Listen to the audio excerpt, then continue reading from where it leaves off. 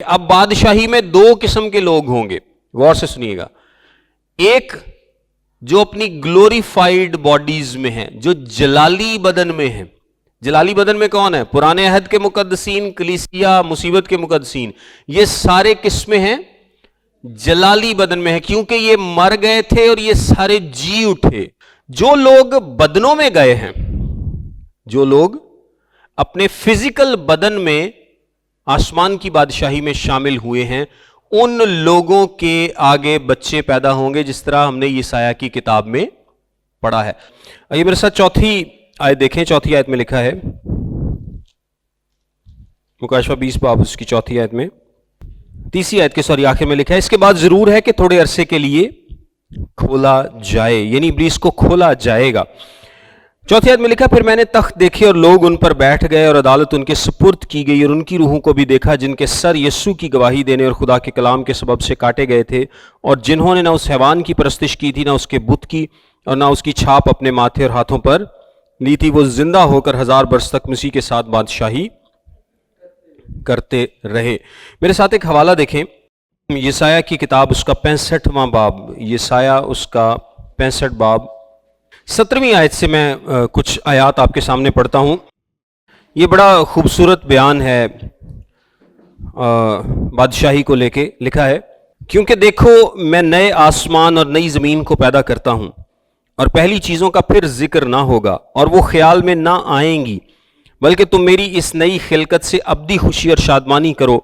کیونکہ دیکھو میں یروشلیم کو خوشی اور اس کے لوگوں کو خرمی بناؤں گا، اور میں یروشلیم سے خوش اور اپنے لوگوں سے مسرور ہوں گا، اور اس میں رونے کی صدا اور نالے کی آواز کبھی سنائی نہ دے گی. پھر کبھی وہاں کوئی ایسا لڑکا نہ ہوگا جو کم عمر رہے، اور نہ کوئی ایسا بوڑھا جو اپنی عمر پوری نہ کرے. کیونکہ لڑکا 100 برس کا ہو کر مرے گا، اور جو گنہگار 100 برس کا ہو جائے ملعون ہوگا. وہ گھر بنائیں گے اور ان میں بسیں گے، وہ تاکستان لگائیں گے اور ان کے میوے کھائیں گے. نہ کہ وہ بنائیں اور دوسرا بسے، وہ لگائیں اور دوسرا کھائے. کیونکہ میرے بندوں کے ایام درخت کے ایام کی مانند ہوں گے، اور میرے برگزیدے اپنے ہاتھوں کے کام سے مدتوں تک فائدہ اٹھائیں گے. ان کی محنت بے سود نہ ہوگی، اور ان کی اولاد ناگہان ہلاک نہ ہوگی، کیونکہ وہ اپنی اولاد سمیت خداوند کے مبارک لوگوں کی نسل ہیں. اور یوں ہوگا کہ میں ان کے پکارنے سے پہلے جواب دوں گا، اور وہ ہنوز کہہ نہ چکیں گے کہ میں سن لوں گا. بھیڑیا اور برہ اکٹھے چریں گے، اور شیر ببر بیل کی مانند بھوسا کھائے گا، اور سانپ کی خوراک خاک ہوگی. وہ میرے تمام کوہ مقدس پر نہ ضرر پہنچائیں گے نہ ہلاک کریں گے، خداوند فرماتا ہے. یہ دیکھیں بڑا ایک خوبصورت بیان ہے 1000 سالہ بادشاہی کو لے کر، کہ وہ دور کس طرح کا ہوگا. اگر میں آپ کو تھوڑا سا سمرائز کر کے بتاؤں تو یسوع مسیح بادشاہی کر رہا ہے، اور یسوع مسیح کے مقدسین اس کے ساتھ بادشاہی کر رہے ہیں. یہ میں آپ کو آگے جا کر بتاتا ہوں. ایک بڑا خوبصورت ماحول ہے. زمین چینج ہو چکی، زمین کے خد و خال تبدیل ہو چکے ہیں، پانی کا زبردست بہاؤ ہے، کھیت اپنی پوری پیداوار دیتے ہیں، درخت پورے پھل دیتے ہیں، خوشی و خرمی کا ماحول ہے. وہ جو جانوروں کو کھایا جاتا ہے، جس طرح شیر برے کے ساتھ کبھی بھی نہیں اکٹھے ایک جگہ پہ ہو سکتے، کیونکہ وہ فوراً اس کو کھا جائے گا. یہ پہلے ایسا نہیں تھا، عدن میں ایسا نہیں تھا. وہاں پر سب کی خوراک کیا تھی؟ پھل تھے، سارے ویجیٹیرین تھے، سبزی کھاتے تھے. یہ گوشت تو خدا نے بعد میں الاؤ کیا نا. اور اس کا ذکر بھی آپ کو تب ملے گا جب نوح کے طوفان کے بعد خدا نے باقاعدہ طور پر گوشت کو انسان کو الاؤ کیا تھا. اس سے پہلے یہ الاؤ نہیں کیا گیا تھا. جب یہ 1000 سالہ بادشاہی ہوگی تو تب پھر وہی دور ہوگا، یعنی شیر ببر اور برہ اکٹھے چریں گے. اور شیر ببر بھی کیا کھائے گا؟ گھاس کھائے گا. گھاس کھائے گا ہی تو دنال ترے گا نا، ادروائز تو یہ پاسبل نہیں ہے. سانپ کسی کو ضرر نہیں پہنچائے گا، آلدو کہ سانپ کی خوراک وہاں پر بھی خاک ہی ہے. یہ میں نے پہلے آپ کو بتایا تھا، سانپ کی ایسوسیشن ابلیس کے ساتھ جو ہم نے ایک ذکر پڑھا تھا تفصیل میں پیدائش کی کتاب میں، اس کی خوراک وہاں پر بھی خاک ہی ہے. باقیوں کی بدل گئی لیکن اس کی خوراک جو ہے وہ خاک ہی ہے. بڑا ہی زبردست کمفرٹیبل ماحول ہے. اور چوتھی آیت میں لکھا ہے، پھر میں نے کیا دیکھے؟ तख्त देखे, फिर मैंने क्या देखे? तख्त देखे। दो किस्म के तख्त होते हैं, एक जुडिशियल और रीगल थ्रोन्स। जुडिशियल थ्रोन मतलब ऐसा तख्त जिससे अदालत की जाती है, और रीगल थ्रोन जिससे बादशाही हुक्म जारी किए जाते। सो ये रीगल थ्रोन हो, अदालती तख्त हो, ये कैसे तख्त हैं? बेसिकली जहां से इंसाफ किया जाता है, जहां से हुकूमत की जाती है, जहां से इंसाफ किया जाता है, जहां से हुकूमत की जाती है, और लोग उन पर बैठ गए और अदालत उनके सुपुर्द की गई। ये एक बड़ा इंपॉर्टेंट बात है, लोग बैठ गए और अदालत उनके सुपुर्द की गई। ये लोग कौन है? ये उन कौन है? ये जो लिखा है ना कि लोग बैठ गए और अदालत उनके सुपुर्द की गई, हालांकि बादशाह तो मसीह है। तो ये सारे लोग कौन है? मेरे साथ देखें दानियेल की किताब, उसका 7वां बाब और उसकी 18वीं आयत। दानियेल की किताब, उसका 7वां बाब और उसकी 18वीं आयत में लिखा है, लेकिन हक ताला के मुकद्दस लोग सल्तनत ले लेंगे और अबद तक, हाँ अब्दुलबाद तक उस सल्तनत के मालिक रहेंगे। सो दानियेल क्या बता रहा है? ये कौन लोग हैं? खुदा ताला के मुकद्दसीन हैं, जो कि इस सल्तनत के वारिस हैं। अच्छा, इसके बाद 22वीं आयत देखें। 22वीं आयत में क्या लिखा है इसी बाब की? जब तक के कदीमुल अयाम ना आया और हक ताला के मुकद्दसों का इंसाफ ना किया गया और वक्त ना आ पहुंचा के मुकद्दस लोग सल्तनत के मालिक हों, मुकद्दस लोग सल्तनत के मालिक हों। फिर 27वीं आयत देखें। 27वीं आयत में लिखा है, और तमाम आसमान के नीचे सब मुल्कों की सल्तनत और ममलकत और सल्तनत की हशमत हक ताला के मुकद्दस लोगों को बख्शी जाएगी। हक ताला के मुकद्दस लोगों को बख्शी जाएगी। सो दानियेल क्या बताता है कि ये मुकद्दस लोग हैं। ये कौन लोग हैं? मुकद्दस लोग हैं। सो पहले नंबर पर जो हमने बात देखी है कि जो लोग 1000 साल में यीशु मसीह के साथ बादशाही करेंगे, वो कौन है? पुराने अहद के मुकद्दसीन हैं। वो कौन है? पुराने अहद के मुकद्दसीन है। अब मेरे साथ नए अहद में आए। मत्ती की इंजील उसका 19वां बाब और उसकी 28वीं आयत। मत्ती की इंजील उसका 19वां बाब और उसकी 28वीं आयत में लिखा है, यीशु ने उनसे कहा, मैं तुमसे सच कहता हूं कि जब इब्ने आदम नई पैदाइश में अपने जलाल के तख्त पर बैठेगा, तो तुम भी जो मेरे पीछे हो लिए हो 12 तख्तों पर बैठकर इसराइल के 12 कबीलों का इंसाफ करोगे। इंसाफ करोगे। इससे अगली भी अगर आप आयत देख लें, और जिस किसी ने घरों या भाइयों या बहनों या बाप या मां या बच्चों या खेतों को मेरे नाम की खातिर छोड़ दिया है, उसको 100 गुना मिलेगा और हमेशा की जिंदगी का वारिस होगा। लेकिन बहुत से अव्वल आखिर हो जाएंगे और आखिर अव्वल। यानी जो लोग यीशु मसीह पर ईमान लाएंगे, वो भी क्या करेंगे?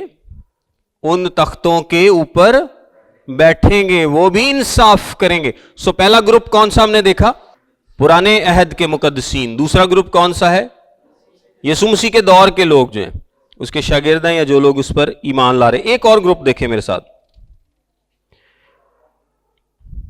ये भी पहला कुरंथियों उसका 6वां बाब और उसकी 2री आयत। ये तुसी असी होना लगे। पहला कुरंथियों उसका 6वां बाब और उसकी 2री आयत लिखा है, क्या तुम नहीं जानते कि मुकद्दस लोग दुनिया का इंसाफ करेंगे? बस जब तुमको दुनिया का इंसाफ करना है, तो क्या छोटे से छोटे झगड़ों के भी फैसले करने के लायक नहीं? क्या तुम नहीं जानते कि हम फरिश्तों का इंसाफ करेंगे? तो क्या हम दुनियावी मामले फैसल ना करें? इसके 2 मतलब हैं। पहला मतलब यह है कि हम फैसले करेंगे, हम उन तख्तों पर बैठेंगे। यानी कलीसिया भी, पहला ग्रुप पुराने अहद के मुकद्दसीन, फिर यीशु ने शागिर्दों को कहा, और फिर सारी कलीसिया के जो मुकद्दसीन है वो क्या करेंगे? उन तख्तों पर बैठकर इंसाफ करेंगे और फरिश्तों का इंसाफ करेंगे। ये भी साथ में लिखा है। इसका क्या मतलब है कि ये इंसाफ सिर्फ फिजिकल नहीं, ये रूहानी रैलम से भी इसका ताल्लुक है। खैर अभी उसकी हम डिटेल में नहीं जा रहे, लेकिन अब आपके पास 3 ग्रुप्स हैं। पुराने अहद का ग्रुप है, यीशु मसीह के शागिर्द हैं या वो लोग जो उस वक्त यीशु मसीह पर ईमान लाए, और बाद में कलीसिया है, जब कलीसिया का क़याम हुआ, और कलीसिया में ऑल्दो के वो सारे लोग भी शामिल हैं, शागिर्दों को खास तौर पे कहा गया, اور پھر کلیسیا ہے کہ کلیسیا اس میں شامل ہوگی. اب آپ یہ سوچیں گے کہ ایک گروپ تو اس میں رہ گیا ہے، اور وہ کون سا گروپ ہے؟ جو مصیبت کے دور کے مقدسین ہیں. وہ اس میں کیسے شامل ہوں گے؟ اگلی آیت دیکھیں، بلکہ چوتھی آیت ہی دیکھیں. عدالت ان کے سپرد کی گئی اور ان کی روحوں کو بھی دیکھا جن کے سر یسوع کی گواہی دینے اور خدا کے کلام کے سبب سے کاٹے گئے تھے، اور جنہوں نے اس حیوان کی پرستش کی تھی، نہ اس کے بت کی اور نہ اس کی چھاپ اپنے ماتھے اور ہاتھوں پر لی تھی. وہ زندہ ہو کر 1000 برس تک مسیح کے ساتھ بادشاہی کرتے رہے. سو یہاں پر چوتھا گروپ بھی آپ کے پاس آ گیا کہ پرانے عہد کے مقدسین بھی ہیں، شاگرد بھی ہیں، کلیسیا بھی ہے، اور وہ لوگ بھی ہیں جو مصیبت میں قائم رہے. جو مصیبت میں قائم رہے وہ کیا کریں گے؟ مسیح کے ساتھ بادشاہی میں شامل ہوں گے. میرے ساتھ ایک حوالہ دیکھیں کوئکلی، مکاشفہ 3 باب اور اس کی 21 آیت. مکاشفہ 3 باب اور اس کی 21 آیت میں لکھا ہے، جو غالب آئے میں اسے اپنے ساتھ اپنے تخت پر بٹھاؤں گا، جس طرح میں غالب آ کر اپنے باپ کے ساتھ اس کے تخت پر بیٹھ گیا. پھر مکاشفہ اس کا 5واں باب اور اس کی 10ویں آیت میں لکھا ہے، اور ان کو ہمارے خدا کے لیے ایک بادشاہی اور کاہن بنا دیا، اور وہ زمین پر بادشاہی کرتے ہیں. سو جتنے یہ جو لوگ تختوں پر بیٹھے ہیں یہ کون ہیں؟ یہ مقدسین ہیں، چاہے وہ پرانے عہد کے مقدسین ہیں، چاہے وہ شاگرد ہیں، چاہے وہ کلیسیا ہیں، یا وہ مصیبت کے دور کے مقدسین ہیں. سو مقدسین ہیں جو کہ خدا کے ساتھ 1000 سال تک بادشاہی کریں گے.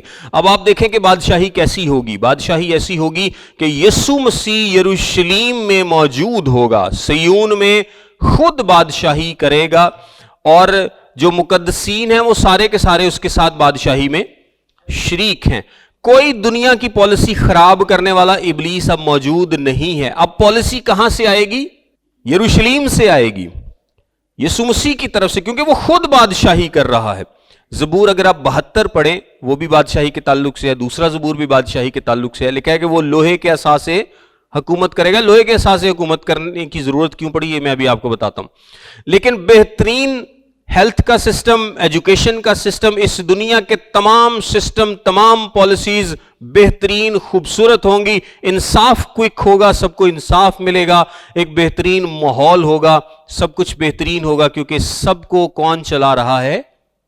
خداوند یسوع مسیح چلا رہا ہے. اب ایک بڑا انٹرسٹنگ جو اس کا ایسپیکٹ ہے وہ شروع ہوتا ہے. انٹرسٹنگ ایسپیکٹ یہ ہے کہ میں نے آپ کو بتایا کہ جتنے لوگ بھی یسوع مسیح کے ساتھ ہیں وہ اس کے ساتھ بادشاہی کریں گے. یعنی پرانے عہد کے مقدسین بھی آ گئے، اس میں شاگرد بھی آ گئے، کلیسیا بھی آ گئی، اور یہ لوگ یہ بھی کیا ہوئے؟ زندہ ہو گئے. جو مرے تھے مصیبت کے دور میں یہ بھی زندہ ہو گئے. لیکن کچھ مقدسین ایسے ہیں جو کہ نہیں مرے، کچھ مقدسین ایسے ہیں جو کہ نہیں مرے، اور وہ کچھ نہیں ہیں، وہ بہت بڑی تعداد میں ہیں جو کہ 7 سالہ مصیبت کے دور میں نہیں مرے. یہ لوگ جسمانی طور پر داخل ہوں گے. یہ لوگ کیا ہوں گے؟ جسمانی طور پر داخل ہوں گے. اب بادشاہی میں 2 قسم کے لوگ ہوں گے، غور سے سنیے گا. ایک جو اپنی گلوریفائیڈ باڈیز میں ہیں، جو جلالی بدن میں ہیں. جلالی بدن میں کون ہے؟ پرانے عہد کے مقدسین، کلیسیا، مصیبت کے مقدسین. یہ سارے کس میں ہیں؟ جلالی بدن میں ہے، کیونکہ یہ مر گئے تھے اور یہ سارے جی اٹھے.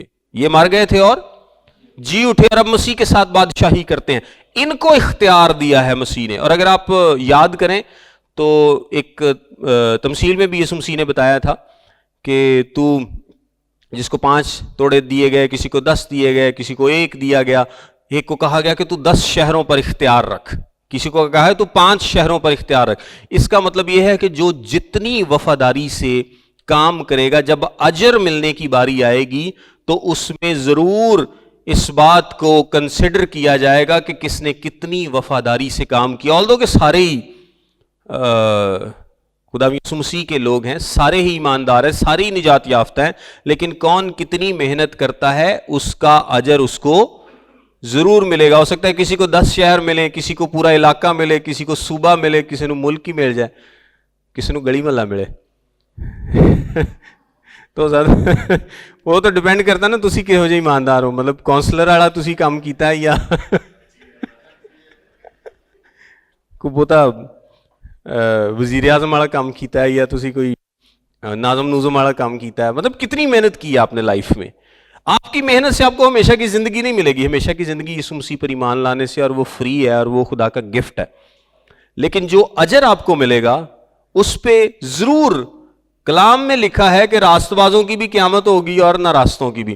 تو جو راست بازوں کی قیامت میں ان کو اجر ملیں گے, ان کو تاج ملیں گے, ان کو اختیار ہو سکتا ہے, اور 1000 سالہ بادشاہی میں اس کو اختیار کے ساتھ ہی پیش کیا جاتا ہے کہ ان کو ہو سکتا ہے کہ ایک بڑے ایریے کا اختیار ملے. ظاہری سی بات ہے کہ وہ انصاف کر رہا ہے, اس کو ایک تخت ملا ہے یا اس کو ایک پوزیشن ملی ہے, تو ہو سکتا ہے اس کو بڑی پوزیشن, جن لوگوں نے زیادہ محنت کی ان کو بڑی اور اچھی پوزیشنز ملیں گی, اور جن لوگوں نے نہیں کی ان کو چھوٹی ملیں گی. لیکن آسمان کی بادشاہی کا کنٹرول کیسا ہوگا؟ لیکن کوئی ایک دوسرے سے جیلس نہیں ہوگا, ایک دوسرے کو سڑن گے نہیں, ایک دوسرے کو ایک دوسرے دیا لتاں نہیں کھچن گے, پالیٹکس نہیں کرن گے. وہ محلے والا کونسلر سمجھے کہ یار میں بس نہ تھوڑی دنوں چ ہوں ناظم بن جانا وہ گروپ بندیاں نہیں کرے گا.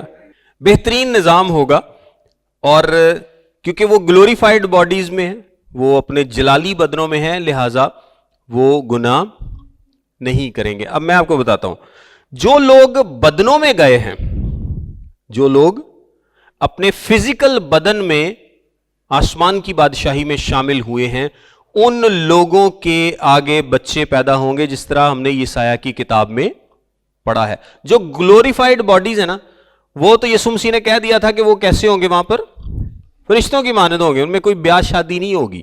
لیکن جو لوگ بدنوں میں شامل ہوئے ہیں, ہم یہ بھی ڈسکس کرتے ہیں کہ خدا نے ایسا کیوں کیا. جو لوگ فزیکل بدن میں اس دنیا پر موجود ہیں, مثال کے طور پہ آج بادشاہی آ جاتی ہے تو خدا خیر کرے ساڈے چ تو کوئی نہیں ایتھے ہوئے گا مصیبت کے طور سے, کیونکہ اگر آپ اپنے آپ کو ایماندار سمجھتے ہیں تو ایماندار کیا ہوں گے, اٹھا لیے جائیں گے. تو جو لوگ باقی موجود ہیں ان میں سے جو لوگ توبہ کریں گے وہ اس دنیا پر موجود ہوں گے, اور جب مسیح دوبارہ آئے گا اور غیر ایمانداروں کو ختم کر دے گا تو وہ لوگ وہاں پر موجود ہوں گے جنہوں نے اس کی چھاپ اپنے ماتھے پر یا ہاتھ پر نہیں لی, اور وہ بہت زیادہ لوگ ہوں گے. اب اس کا مطلب یہ ہوا کہ بہت بڑی تعداد ان لوگوں کی موجود ہے جو بدنی طور پر اس بادشاہی میں شامل ہوئے. آپ کو میں نے پیدائش کی کتاب میں بتایا تھا کہ کہا جاتا ہے کہ جب نوح کا طوفان آیا تو اس وقت دنیا کی پاپولیشن 8 ارب کے قریب تھی. کتنی؟ 8 ارب, 8 بلین. اور یہ ریزنیبل ایسٹیمیٹس لگائے جاتے ہیں. اچھا, اس کی وجہ کیا تھی؟ اس کی وجہ یہ تھی کہ لوگ پیدا زیادہ ہوتے تھے, مردے کاٹ سن. ڈیفینیٹلی, مطلب آج اگر آپ ریشو دیکھیں تو دنیا کی population I think 2.56 some thing کچھ اس ریشو سے بڑھ رہی ہے. مطلب بلکہ کئی ملکوں کی تو نیگیٹو ہے. 2 ریشو اگر ہو تو 2 پوائنٹ سم تھنگ, تو وہ سمجھا جاتا ہے کہ دنیا کی جو پاپولیشن ہے وہ اتنی ہی رہے گی. یعنی اگر 2 لوگ مریں گے 2 آ جائیں گے, 2 مریں گے 2 آ جائیں گے, 2 پیدا ہو جائیں گے, تو دنیا کی پاپولیشن تقریباً اتنی ہی رہے گی. لیکن اگر مریں زیادہ اور پیدا کم ہو تو دنیا کی پاپولیشن کم ہوگی, اور اس وقت دنیا کی پاپولیشن ڈکلائن پر ہے مسلم ممالک کے علاوہ, تو کیونکہ یہ ذرا زیادہ بچے پیدا کرتے ہیں. اوور آل آپ اب دیکھیں تو اس وقت لوگ مرتے کم تھے. آپ دیکھیں 950 سال 900 سال عمر ہے, کسی کی 700 سال عمر ہے, اور مرتے کم ہیں, تو پاپولیشن بڑی ہی سپیڈ سے آگے بڑھی. اور یہی ایسٹیمیٹ لگایا جاتا ہے میتھمیٹکس سے بھی کہ اگر اتنی سپیڈ سے پاپولیشن بڑھے گی اور لوگ مریں گے نہیں تو 8 ارب جو ہے وہ 1500 سالوں میں ڈیفینیٹلی پاسبل ہے, اور یہ ہو سکتی ہے. جو بھی اندازہ لگاتا ہے وہ اربوں میں ہی اندازہ لگاتا ہے, اربوں سے نیچے نہیں. تو یہاں پر بھی آپ کے پاس کتنا پیریڈ ہے؟ 1000 سال کا پیریڈ ہے. اور نوح کا طوفان کتنے عرصے بعد آیا تھا؟ 1500 سال بعد, 1500-1600 سال بعد. یعنی ایک بہت بڑی تعداد ہوگی, اور یہ اس وقت تو لوگ ہی بڑے تھوڑے تھے نا. اگر آپ کو میں ایک مثال دوں تو آدم کے بعد 75 لوگ ہونے میں کتنے سال لگے تھے؟ سوری, ابراہیم کے بعد 200 آئی تھنک 14 یا 15 سال. 214-15 سالوں میں وہ 1 سے 70 یا 75 تک پہنچے تھے, اور پھر اگلے 400 سالوں میں وہ 70-75 سے کتنے پہ پہنچ گئے تھے؟ 20 لاکھ پلس پہ. سمجھیں آپ، جب وہ وہاں سے نکلے ہیں مصر سے تو وہ 20 لاکھ سے زیادہ تھے، صرف مرد ہی 6 لاکھ سے زیادہ تھے. تو جب آدم سے دنیا کا آغاز ہوا تو وہ ایک تھا، اس کے بعد پھر ایک، یعنی پہلے چند 100 سال تو آپ سمجھیں کہ تھوڑے ہی لوگ تھے، پھر انہوں نے سپیڈ پھڑی ہونی جدوں کچھ چند 100 ہو گئے ہونے نے. تو جب جو جسمانی طور پر بادشاہی میں لوگ داخل ہوں گے تو وہ 1-2 تو نہیں ہوں گے، وہ تو لاکھوں کروڑوں کی تعداد میں ہوں گے جو کہ ایک دم سے بادشاہی میں داخل ہو. تو آپ اندازہ کر کے دیکھیں کہ دنیا میں کتنے لوگ ہوں گے. جب وہ بچے پیدا ہوں گے، پھر بچے پیدا ہوں گے، لڑکا بھی مر رہا ہے تو کتنے کا؟ 100 سال کا. مرتا کیوں ہے یہ میں ابھی بتاتا ہوں آپ کو. اچھا، کیا ہو رہا ہے کہ لوگ بچے پیدا کری جا رہے ہیں اور دنیا کی تعداد بڑھتی جا رہی ہے، اور اس کو کنٹرول کون کر رہا ہے؟ اسی لوگ یسوع مسیح دے نال رل کے. ہاں مطلب دیکھو نا تختاں تے بہ کے تے یسوع مسیح دے نال یہ سارا کچھ کنٹرول کرنا تھا. خدا خیر کرے. سو یہ دنیا پہ جو کنٹرول قائم کیا ہوا ہے یہ یسوع مسیح نے کیا ہوا ہے، اور اس کے مقدسین اس کے ساتھ اس بادشاہی میں شریک ہیں. اب جو بچے پیدا ہو رہے ہیں نا فزیکلی، جو ہم لوگ ہیں، جو سینٹس ہیں، اس وقت سینٹس ہی ہوں گے جو مطلب آج بھی ہیں، شکر ہے خدا کا، لیکن جو سینٹس ہوں گے ان کی تو بیاہ شادی نہیں ہوگی، یہ تو بچے نہیں پیدا کریں گے. بچے صرف ان لوگوں کے پیدا ہوں گے جو فزیکل باڈیز میں گئے ہیں، اور وہ کروڑوں اربوں میں جائیں گے، وہ بہت زیادہ ہوں گے. ٹھیک ہے. اور جب بچے پیدا ہوں گے تو اس وقت ان کے پاس پھر موقع ہوگا کہ وہ مسیح کو قبول کرتے ہیں یا نہیں، وہ مسیح کو قبول کرتے ہیں یا نہیں. اب آپ سوچیں گے کہ اتنے پرفیکٹ ماحول میں کوئی کیسے گناہ کر سکتا ہے؟ اتنے پرفیکٹ ماحول میں زمین پرفیکٹ، آسمان پرفیکٹ، فضا پرفیکٹ، لمبی لمبی عمریں، کھانے پینا ہر چیز پرفیکٹ، انصاف ہر جگہ، قانون ہر جگہ، ایوری تھنگ پرفیکٹ جس کا انسان صرف سوچ سکتا ہے، ہر چیز پرفیکٹ ہے. تو بھئی گناہ کیسے ہو سکتا ہے؟ یہ ویسے ہی ہو سکتا ہے جیسے عدن میں ہوا تھا. جیسے عدن میں ہوا تھا. عدن میں کیا تھا؟ ہر چیز پرفیکٹ. عدن میں کیا تھا؟ ہر چیز پرفیکٹ تھی. عدن میں صرف ایک فرق یہ تھا کہ انسان کے پاس ول تو تھی لیکن اس کی نیچر کرپٹ نہیں تھی. اس کی نیچر کرپٹ نہیں تھی. اس کو کرپٹ کس نے کیا؟ ابلیس نے آ کر. یہاں پر ابلیس نہیں ہے لیکن انسان کی نیچر کرپٹ ہے. سمجھیں آپ اس بات کو. نیچر کی کرپشن آپ کی گلوریفائڈ باڈی میں ختم ہوگی. نیچر کی کرپشن کب ختم ہوگی؟ جب آپ کا بدن تبدیل ہو جائے گا، جب آپ نئے بنا دیے جائیں گے، جسمانی طور پر آپ بدل جائیں گے، آپ جلالی بدن میں ہوں گے، تب آپ کی نیچر کی کرپشن ختم ہوگی. اس دنیا میں یعنی 1000 سالہ بادشاہت میں سب کچھ اچھا ہوگا، سب کچھ خوبصورت ہوگا، ابلیس بھی باندھا گیا ہوگا، لیکن پھر بھی گنہگار انسان دی جڑی نیچر ہے وہ کیا ہوگی؟ وہ فالن نیچر ہے. اور جب آپ کی نیچر فالن ہے تو پھر آپ کو ابلیس کی ضرورت نہیں ہے گناہ کرنے کے لیے. آپ کی نیچر اٹ سیلف کافی ہے آپ کو گناہ پہ مجبور کرنے کے لیے. آپ کی نیچر پرفیکٹ نہیں، کیونکہ نیچر بھی پرفیکٹ ہوتی تو پھر تو گناہ ہوتا ہی نہ. پھر وہ بھی ہوگا لیکن وہ کہاں ہوگا؟ 1000 سال کے بعد جب ہم نئے آسمان اور نئی زمین. دیکھیں اس دنیا سے قرض اٹھایا گیا ہے، اس دنیا سے لعنت کو اٹھایا گیا، لیکن 100% نہیں. آپ دیکھیں ابھی بھی لوگ گناہ کر رہے ہیں، ابھی بھی لوگ مریں گے. آلدو کہ چیزیں پرفیکشن کی طرف ہیں لیکن 100% قرض نہیں اٹھایا گیا. ابھی بھی لوگ مریں گے، ابھی بھی لوگ فیصلہ کرتے ہیں. یہ جو مرنے کی بات کی گئی نا کہ 100 سال کا ہو کے کوئی مرے گا، یہ گناہ کی وجہ سے مرے گا، کیونکہ ججمنٹ سوئفٹ ہے. اگر آپ گناہ کریں گے تو آپ کو سزا ملے گی. وہ سزا خدا فوراً بھی دے سکتا ہے اور وہ بعد میں بھی دے سکتا ہے، اور زیادہ تر لوگوں کو ہو سکتا ہے بعد میں ہی سزا ملے.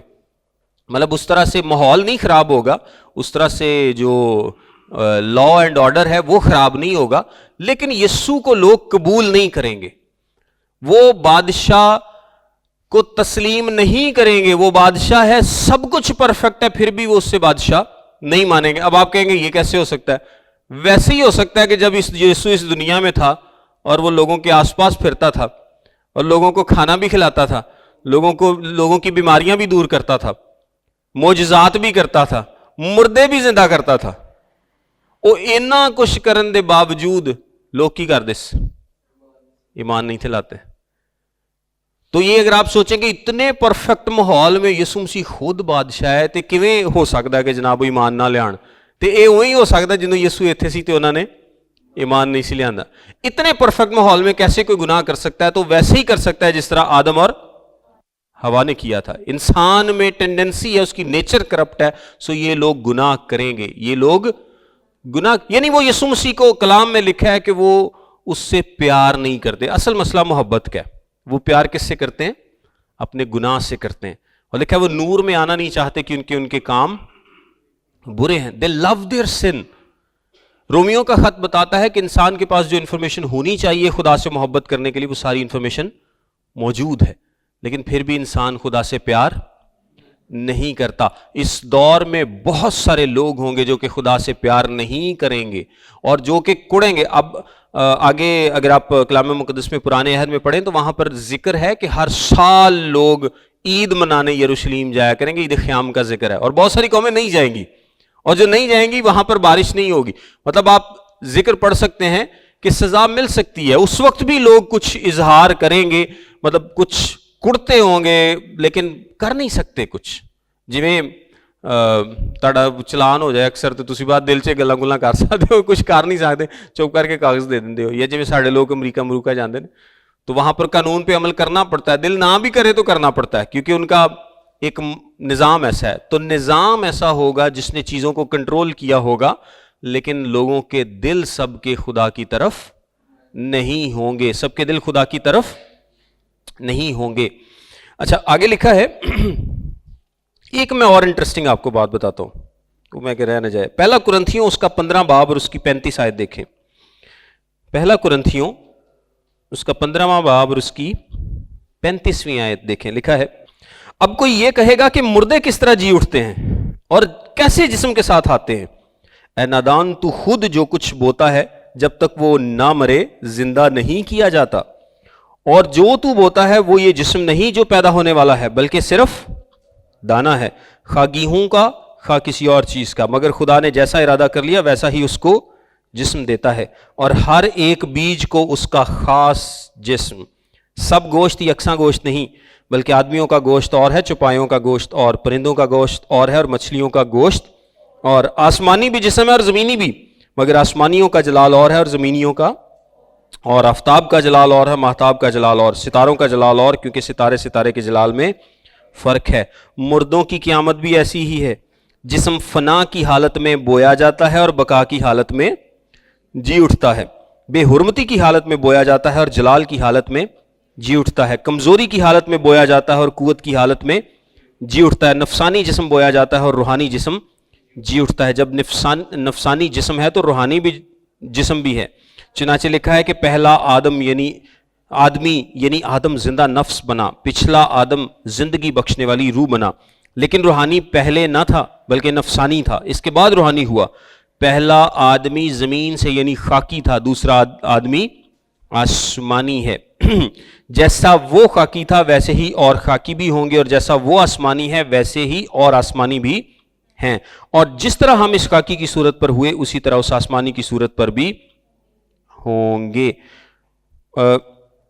بلکہ آپ آگے بھی دیکھ ہی لیتے ہیں. اے بھائیو، میرا مطلب یہ ہے کہ گوشت اور خون خدا کی بادشاہی کے وارث نہیں ہو سکتے اور نہ فنا بقا کی وارث ہو سکتی ہے.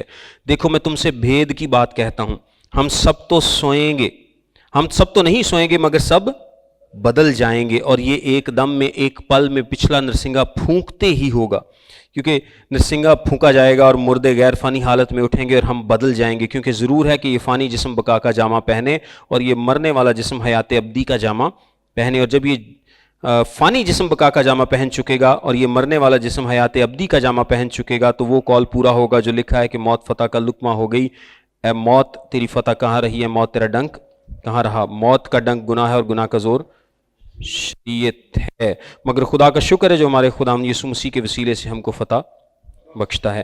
اچھا، اس سارے میسج کے پڑھنے کا مطلب کیا ہے؟ اس نے ایک بڑی خوبصورت مثال دی ہے. یہ میں آپ کے نا ایک سوال کا جواب دینے لگا ہوں جو شاید آپ پوچھیں گے کہ ہم کیسے ہوں گے وہاں پہ، ہم کیسے ہوں گے، مطلب جلالی بدن میں کیسے ہوں گے. تو اس نے ایک جواب دیا ہے کہ جو بیج مرتا ہے جب وہ بویا جاتا ہے تو جو اگتا ہے وہ ویسا نہیں ہوتا. وہ کیا ہوتا ہے؟ وہ اس سے فرق ہوتا ہے. مطلب ہوتا اسی طرح کا ہی ہے لیکن اس سے فرق ہوتا ہے. ایگزیکٹلی یہ نہیں ہو سکتا کہ جو ایگزیکٹلی آپ نے بیج بویا وہی دوبارہ نکل آئے گا. سو جب اس سے یعنی میں ایک تسلی کی بات ہے ہم سب کے لیے, وہ سادہ کوئی اپنے آپ کو نہ سونا سمجھتا ہے کہ ہم جیسے اب ہیں ہم اس سے فرق ہوں گے. ہم اس سے فرق ہوں گے. کیسے ہوں گے یہ نہیں پتا, یہ خدا کی مرضی ہے, کیونکہ خدا ہی کی مرضی سے بیج بھی نکلتا ہے, اور جب وہ نکلتا ہے تو وہ پرانا نہیں ہوتا, وہ کیا ہوتا ہے؟